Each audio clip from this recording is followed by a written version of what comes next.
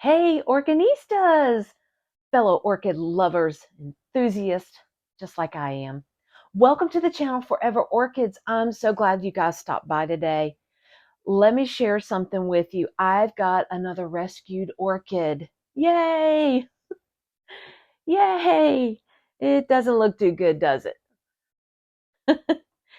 One of the places that I volunteer at, we were dividing this plant yesterday, and I've got some of the back bulbs here that I'm going to see if we've got any viable eyes on it. I think there is one right here, right down there. Let's see if we can get you in there and you can see that one. If not, I'll put up a picture, a more close-up picture of that eye on there.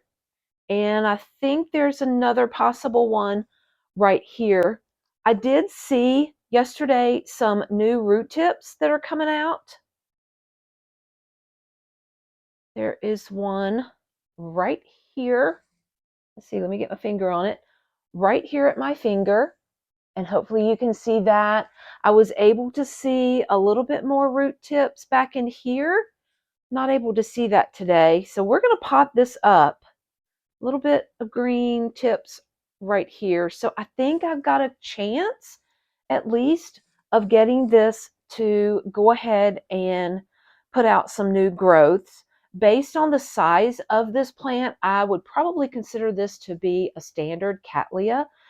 And let me tell you what it is. I'm so sorry I haven't told you what this plant is yet. This used to be called Laelia Cattleya C.G. Roebling, and the cultivar name is Sentinel. It has now been changed.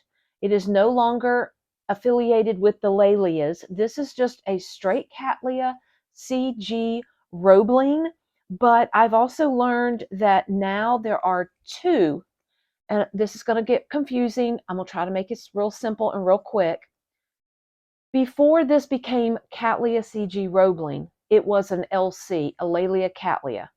So that meant that another C.G. Roebling could be registered under the Cattleya name. That was done in 1916. But the LC C.G. Roebling originally is a primary hybrid between two species that was registered in 1895.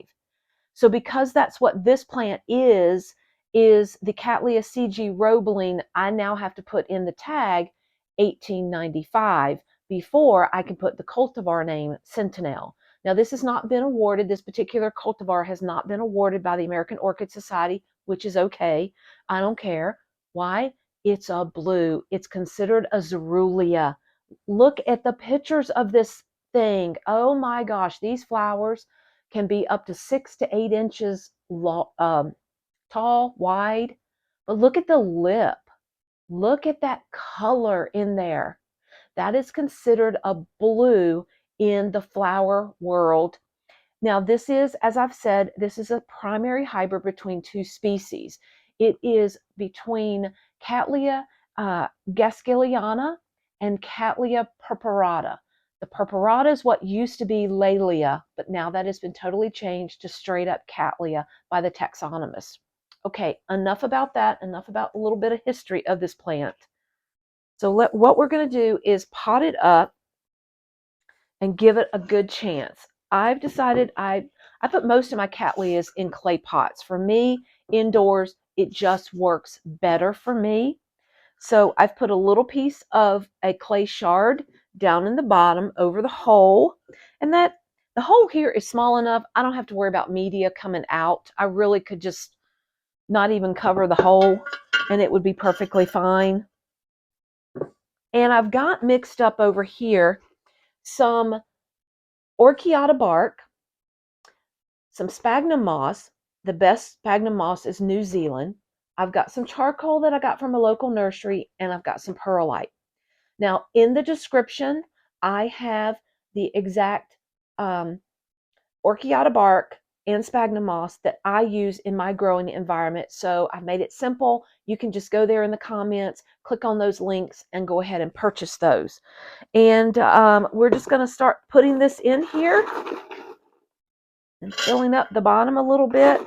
Now, the reason why I decided to add sphagnum moss, and I'm probably going to top dress this with sphagnum moss, is I want to keep moisture around these root tips that are coming out right now.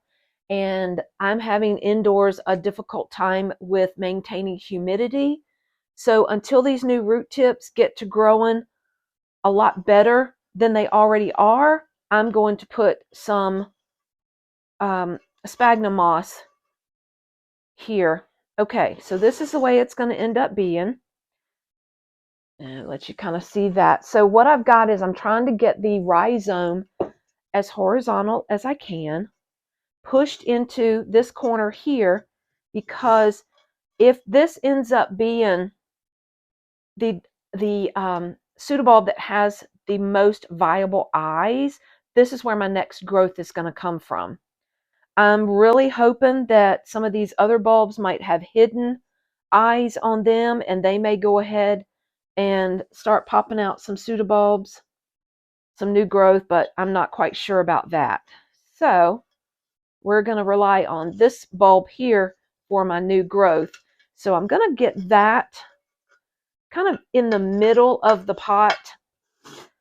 When you're looking to repot your plants, always try to find the direction that it is growing, because you want to have that portion in like the middle or the back of it as far as you can to one side, so that you've got plenty of room in front of that new growth, in front of where you think the new growth is going to come, to give you several years in the pot. Orchids don't like to be repotted.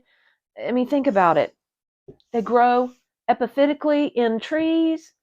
Some of them do grow in rocky crevices, but for the majority of orchids, they grow in trees. Well, guess what? They can't jump from tree to tree or from limb to limb. They like to stay put. They like to get their roots nice and secure. So it's best that you want to try to pot your orchids up into something that they can stay for several years.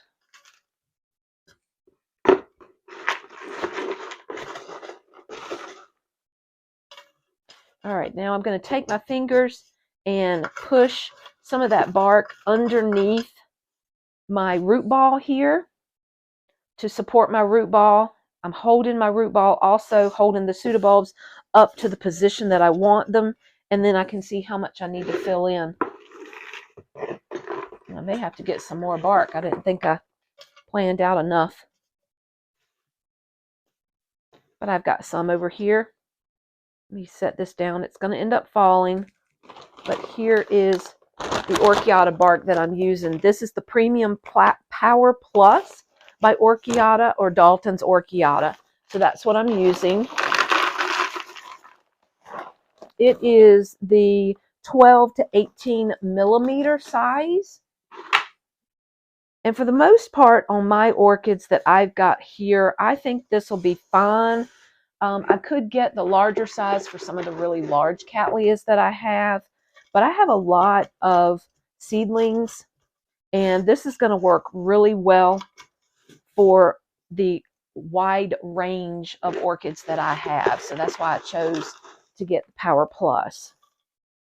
All right, we're just going to keep filling this up, packing it around, not too tightly, but just packing it around these this root ball here till I feel like I can get a good support under and around the plant here.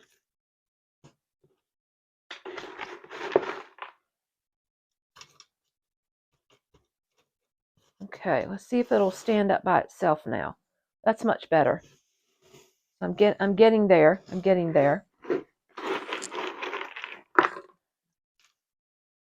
Okay.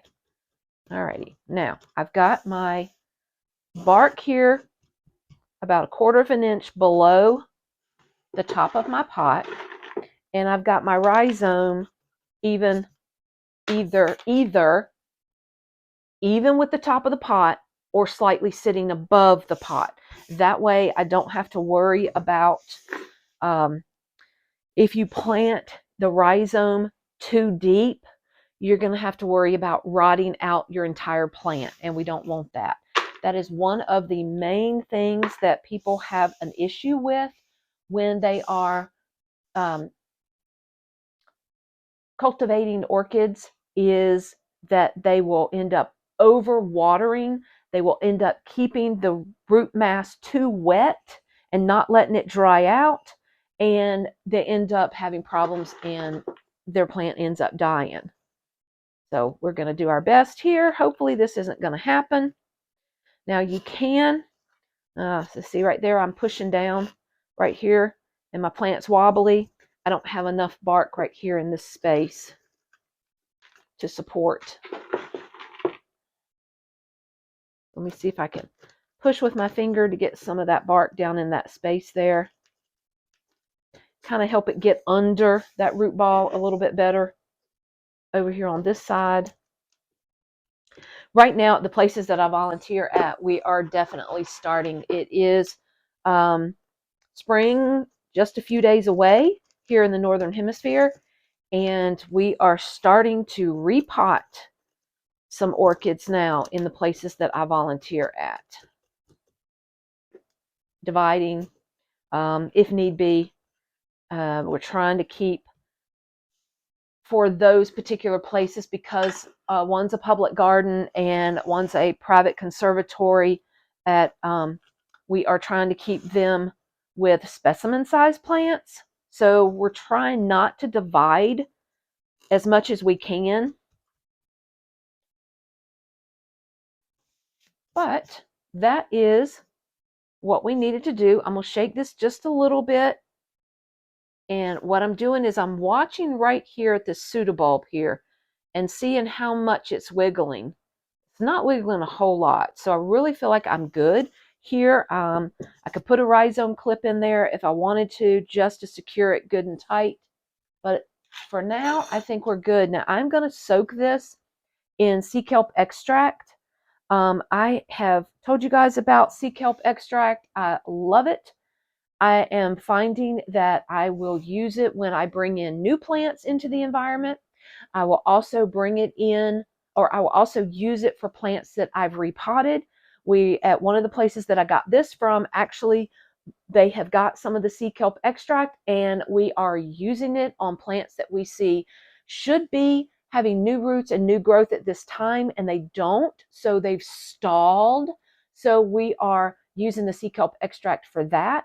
And anytime we repot, we are using it, and we are using it 3 waterings in a row and getting those hormones, helping those hormones within the plant naturally to let it start putting out new growth. So this one is good to go. I'm going to put my tag in here so that I'll remember what this plant is. And until next time, guys, happy orchid growing. Bye.